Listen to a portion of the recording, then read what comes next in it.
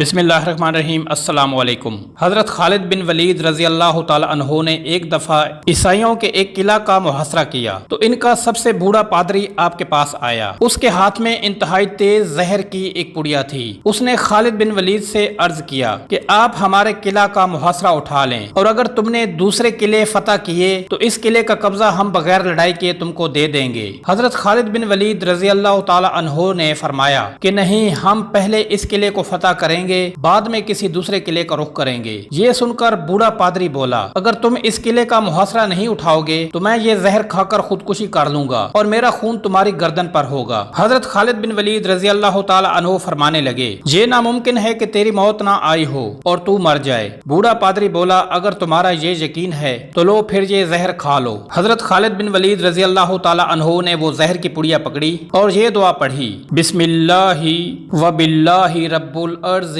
व रब्बुस समाउल्लज़ी ला युद्रु मस्मिद्दा।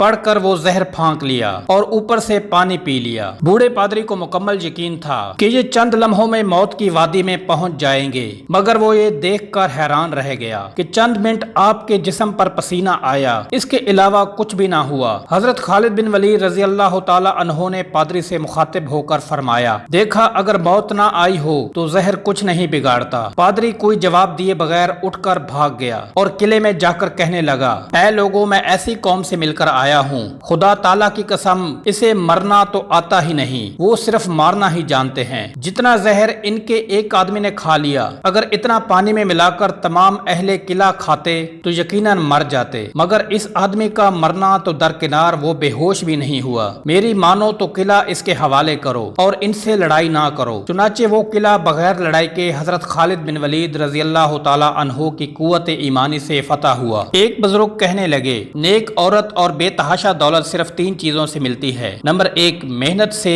नंबर 2 अल्लाह की इबादत करने से और नंबर 3 नजर झुका के चलने से।